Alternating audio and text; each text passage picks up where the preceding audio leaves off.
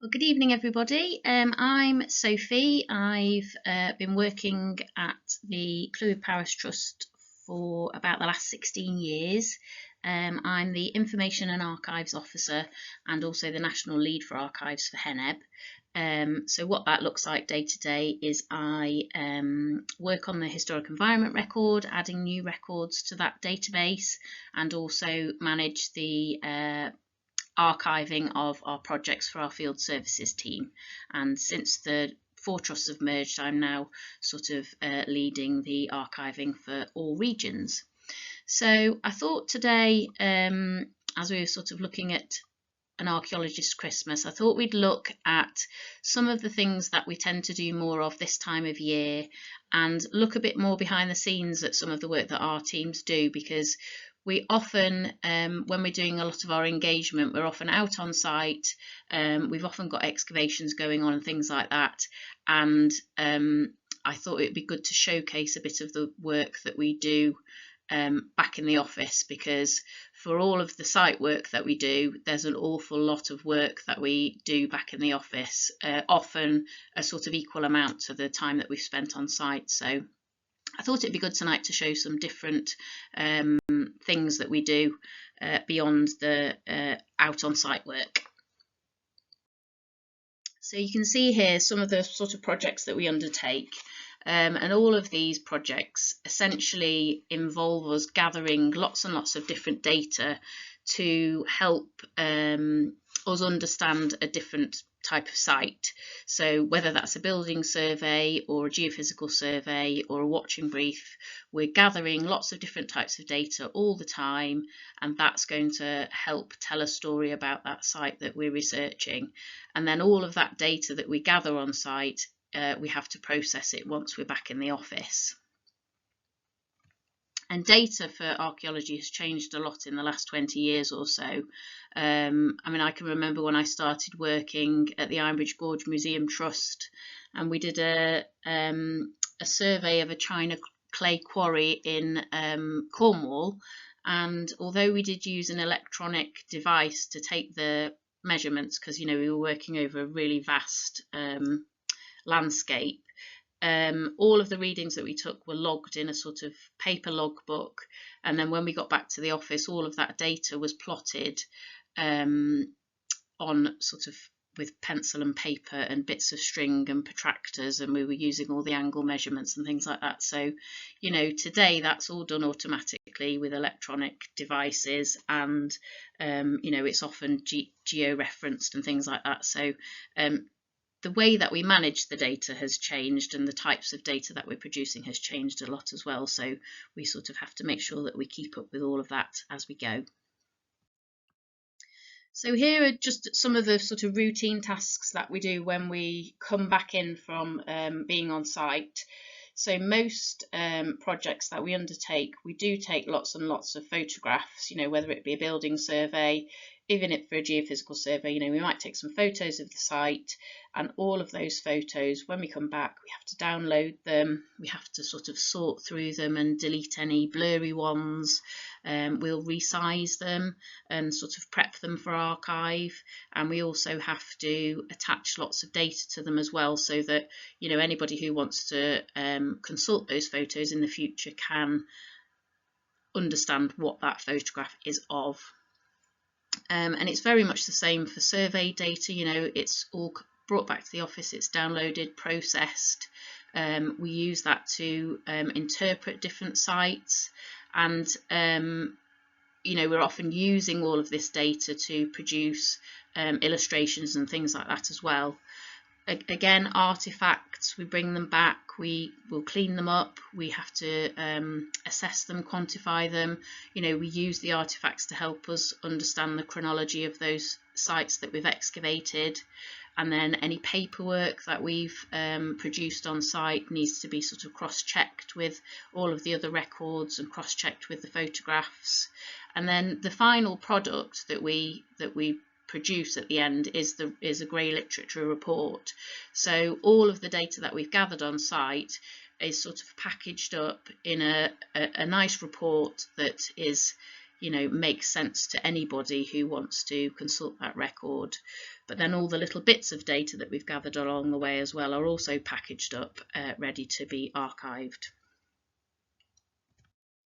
So, as I mentioned briefly just before, some of the things that we do, most reports actually contain some form of illustration, and this can take quite a lot of time as well back in the office. So you can see on the left we've got some pottery vessels that have been illustrated to show the different forms that were recovered from a site.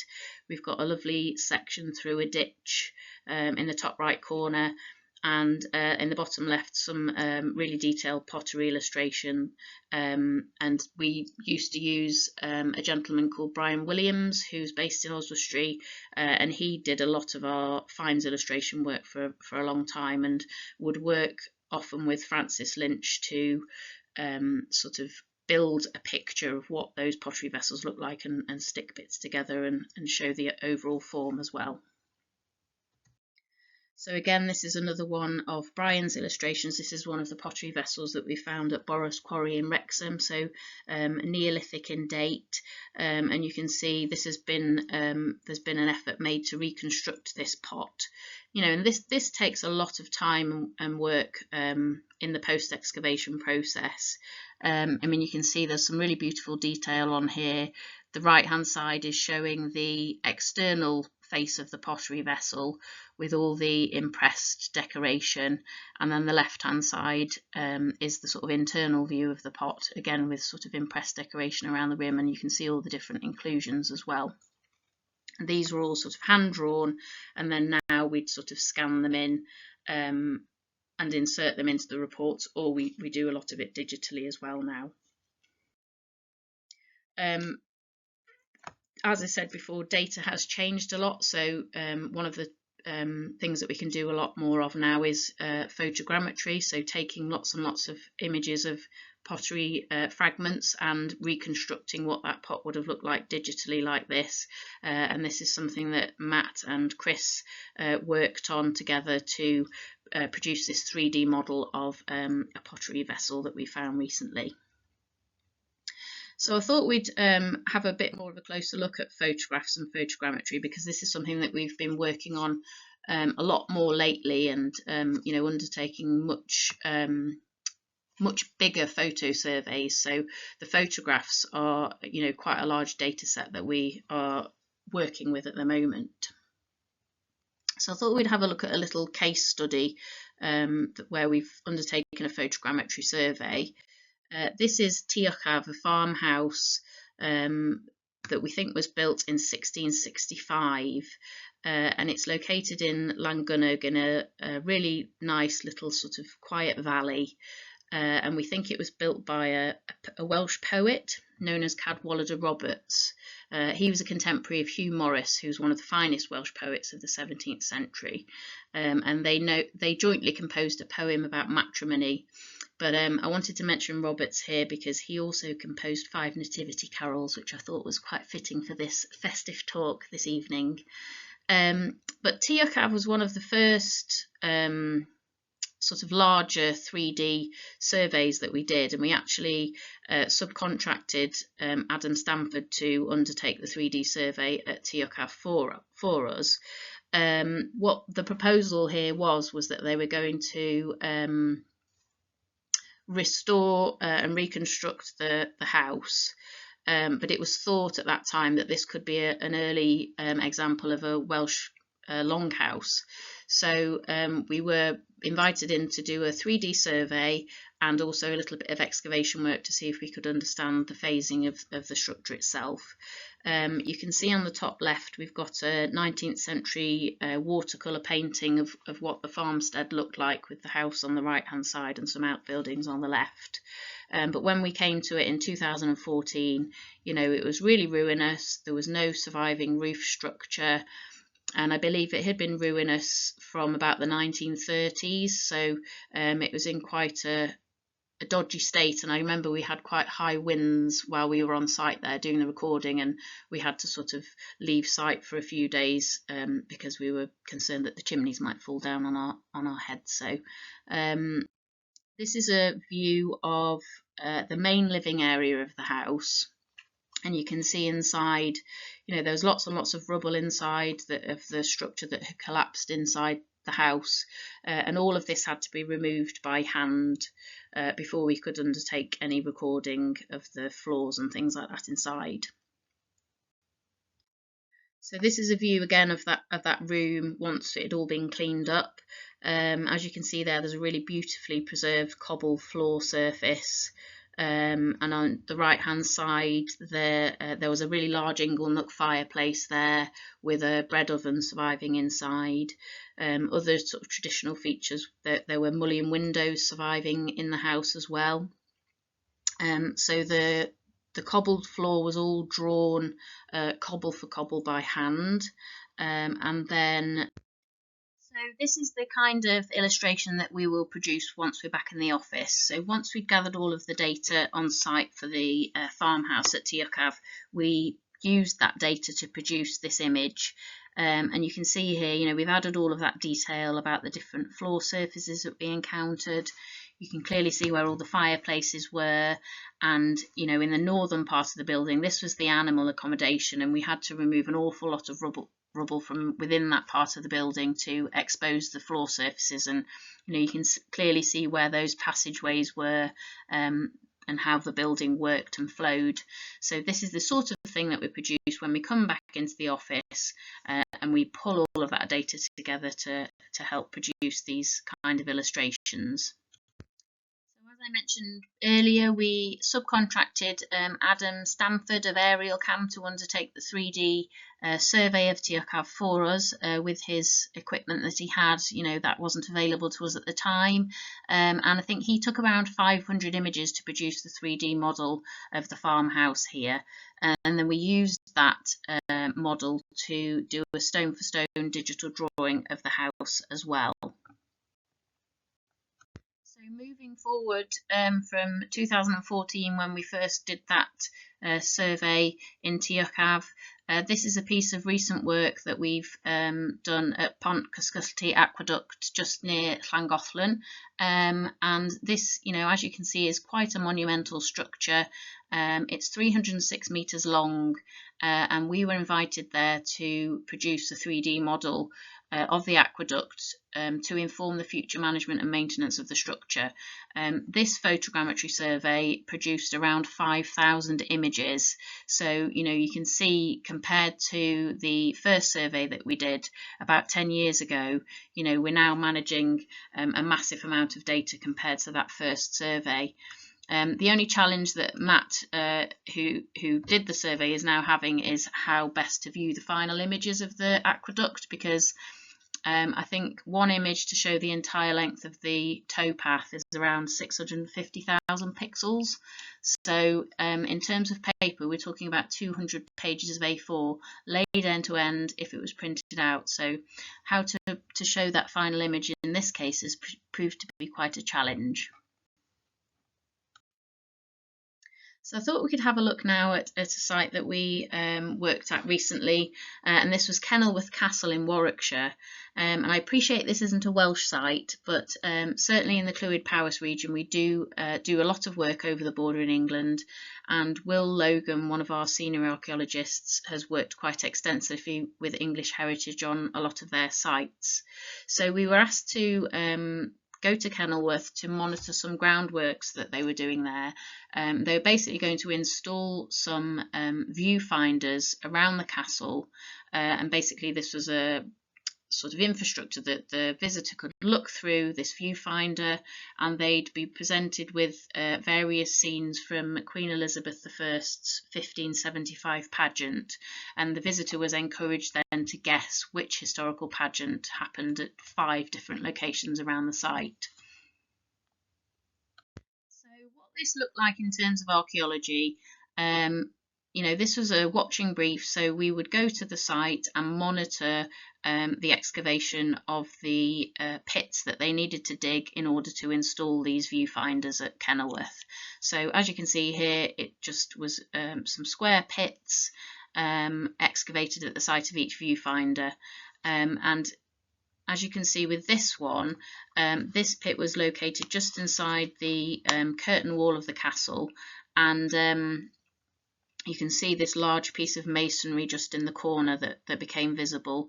But what was really interesting was against that masonry there'd been a dump of material sort of chucked in, we think sometime in the 19th century. However, that dump of material contained really large quantity of medieval finds, particularly some medieval painted window glass, around 2,000 fragments. And with that, there was a lot of the sort of lead tracery work to hold those bits of glass in place within the window. And we also found pottery and roof tile as well. So all of that glass that was recovered from that watching brief was brought back to the office. And at that time, after Will had made that discovery, we actually had been approached by a local high school student who was really keen to learn more about finds. So she came to us, and I thought that would be a really good opportunity to get her to help us process this material that had come in off site. So what that looked like in terms of post-excavation was we had access to a big room in our offices, so we just laid all of those finds out on a big table, and we worked with Ella to sort of start to sort all of those fragments into some sort of order. And as with most assemblages of archaeological material, often you find that the more you start to look at it, the more you start to see. So as we started sorting it, you know, the majority of the glass was this sort of yellowish colour, and it had this brown painted decoration on. And this is a type of glass called grisaille. It's a French word, and they basically used a sort of reddish brown iron oxide paint to paint the decoration onto the glass. So the majority of the glass was this yellowy colour. However, as we started looking and sorting through it, we did find some of it was sort of stained a different colour. So we found these bluish bits. I think we also find some red and green bits, you know, really vibrant bits as well. And this technique of painting was traditionally used sort of in the second half of the 13th century into the early 14th century. So as we started sorting through, you know, we started to see different sort of patterns in the glass. This design on the top left corner looks almost like a sort of a framing piece or a border with this banding and dots, and we found a lot of pieces like that. We also found lots of floral designs, lots of foliage, lots of oak leaves, and you can see that some of these little square floral, they almost look like little tiles, you know, they're almost complete fragments.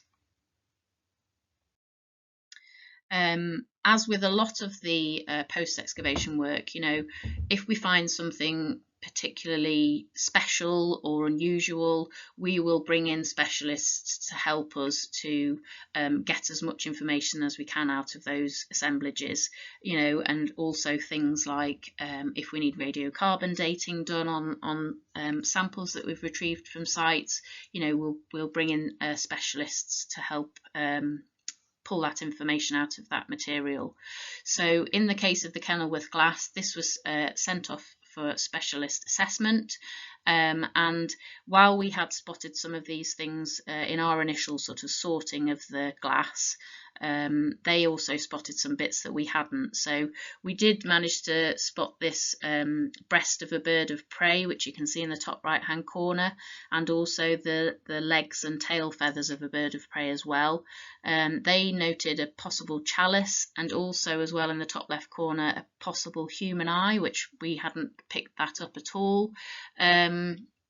The specialist assessment concluded that the glass probably dates to about 1250 to 1320, and it's thought that the glass itself would have formed excuse me, a window possibly depicting designs that relate to hunting in the woods because of the amount of foliage and hunting birds and things like that.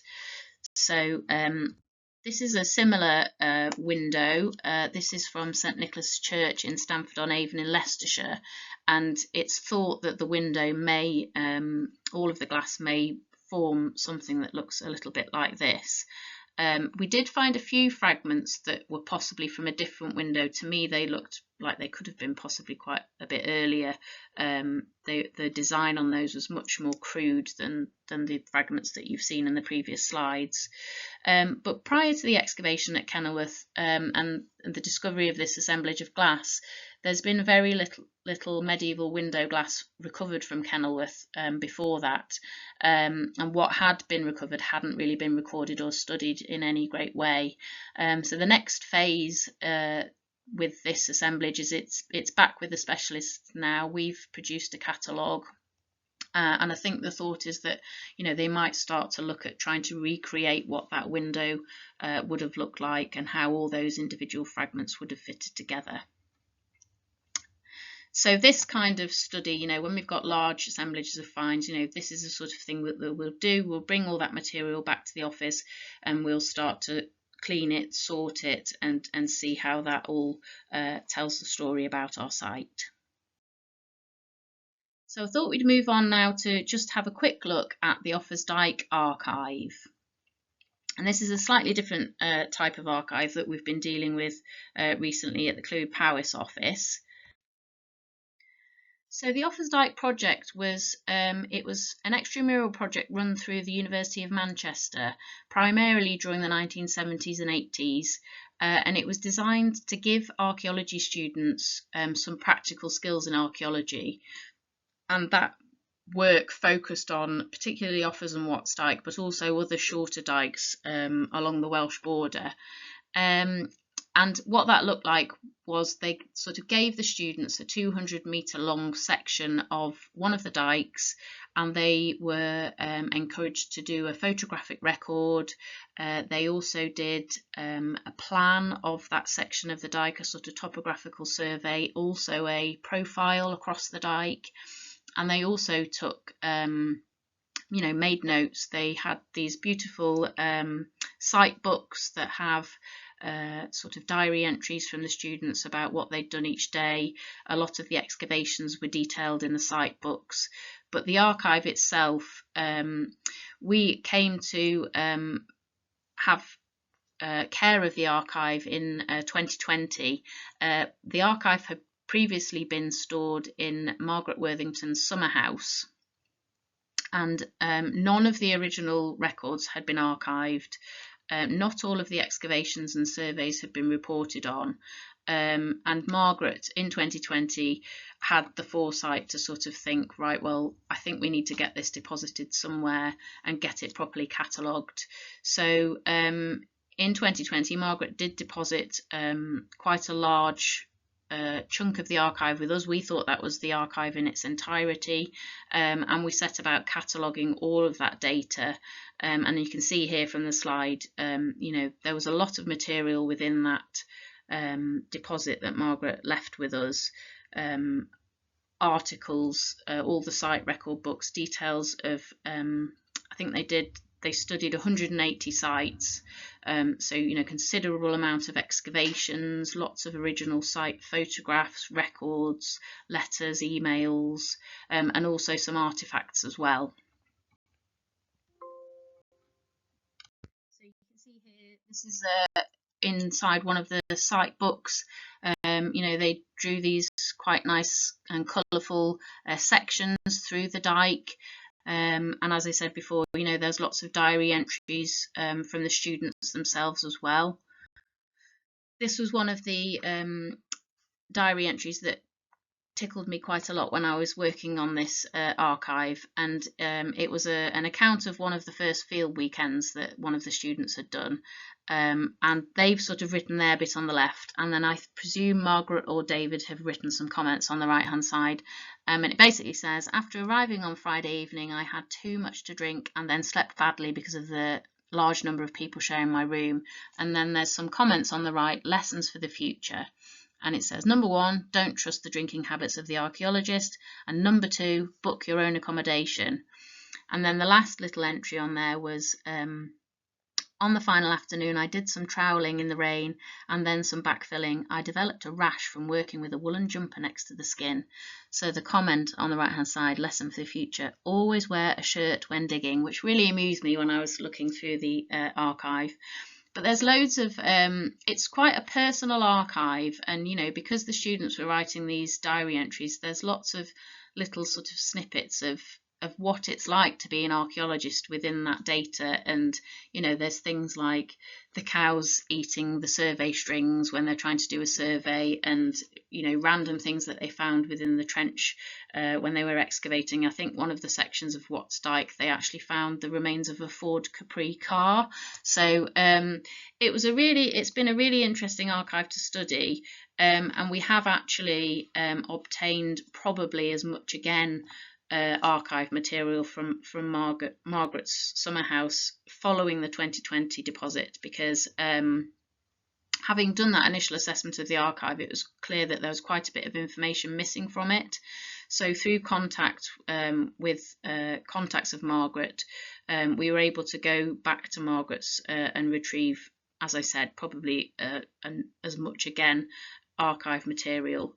But I just wanted to use this example just to show, this is how important the post-excavation and archiving process is, because without that process and without sort of bringing all of that data together and without sharing that information through that final report or through websites or publications, it's not sharing the information. And that's our main aim, really, to produce that report and to get that information out there into the public domain, so that anybody who wants to research that site or find out about that archaeology that we discovered can do. So, as I said, post-ex, it allows us to collate all of that original data that we gathered on site and present it in an accessible way for everybody to enjoy. And these are some of the ways that we do that. If we have been working in England at somewhere like Kenilworth, all of our archive data, the digital data, goes to the Archaeology Data Service. We also upload copies of our reports to Oasis, which is accessible to all, and any finds that we've discovered will be deposited with the regional museum, and we also share our reports with the regional historic environment records as well. In England and Wales, the archive material, the digital and the documentary archive material, is deposited with the Royal Commission currently, and all of our reports are uploaded to Ochwilio, which is the HER for Wales. And again, all of that information, often a lot of photographs as well, are also uploaded there for everybody to access. So as I'm sort of mentioning these repositories where we deposit our archives, I realised that some of those places aren't particularly accessible to everybody. And I know that if I mention the Archaeology Data Service to some members of my family, they wouldn't really have a clue what I was talking about, or whether what sort of data exists on those sites. So we do try to share our discoveries in other ways as well, and you can see here some of the ways that we do that. We try to do talks like we're doing this evening. We hold open days. We work with other organisations on these open days. We've got all of our social media channels, and we've also got the YouTube channel where all of our past archaeology lectures are available to view, at your leisure. And again, publications, newsletters. We work with local societies as well. We visit WIs and give talks, and also work a lot with schools to talk about archaeology. They often have a phase or a topic that they're looking at history, so we often get invited into schools then to share information about what we do. So this is my final slide. I just wanted to share this slide because this again is at Tiocav, and this was as I said, the weather wasn't particularly kind to us when we worked there. It was very windy on times, and we also had quite a fair dump of snow. And this is what we tended to look like at the end of the day when we've been lifting all of that rubble from inside of that site. So while it was a really dirty, messy excavation, the morale on that site was really good. It was a really brilliant site to work on, and I've got really fond memories of it. So I just thought I'd finish with that one. Thank you all very much, and if you do have any questions, then please don't hesitate to ask them at the end. Thank you.